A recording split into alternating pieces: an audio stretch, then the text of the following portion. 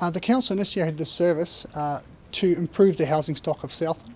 There's a lot of substandard housing in Southland as far as they're cold and damp and quite expensive to run. So it's a service to help the tenants, landlords and homeowners of Invercargill improve their housing and make it more efficient.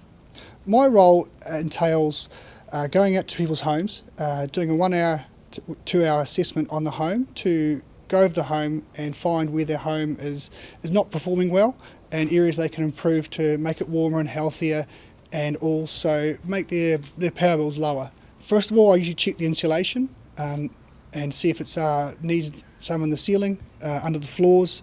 Then I just generally do a room-to-room assessment of the house, looking at appliances, how they heat the home, how to improve their curtains, how to improve the insulation of the home in general, and also see if there's any problems as far as moisture and mould.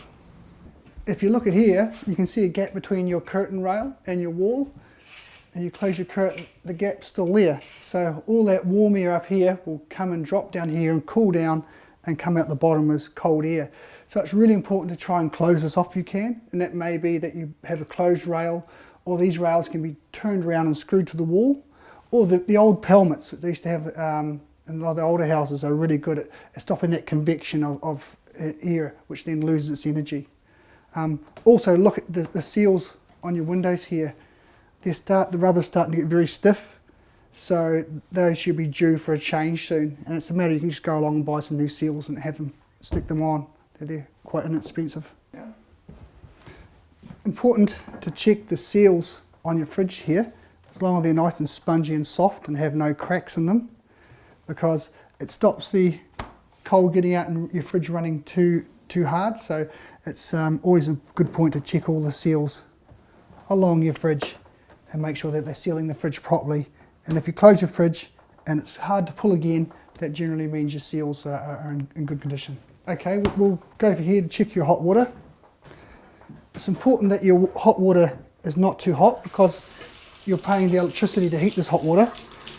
And if you can't hold your fingers under the hot water for more than 3 seconds, it's generally too hot. So get up to the maximum temperature, and if it still feels comfortable or starts to get hot after 3 seconds, is a good indicator that you've got it at the right temperature.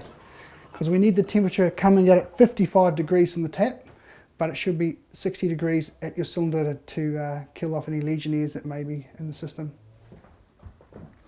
With your heat pump, it's really important to make sure that you have it set correctly so you're not wasting energy. It's important to have your control set up on heat mode. A lot of people have it on auto, which means that the system fights with itself to get the correct temperature, but heat will just turn itself off when it reaches that temperature.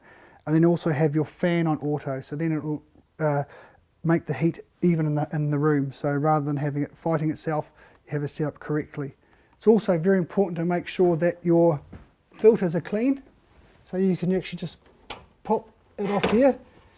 These are your filters here, and you can slide them out, run your vacuum cleaner over those to take all away the dust and any dust that's sitting up here, and then you can slide them back in.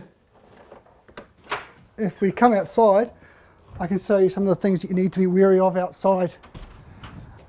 The vents along here are really important for the house to breathe under the floor to get rid of moisture. So if you can keep things away from in front of the vents, especially plants, things that might block it up. Also, if you look at your guttering, maintain your guttering so you don't get things growing in it, so water won't spill over and then run onto the house and then slowly get into the house that way. The number's found on the web, or they can directly ring the council and ask for the service.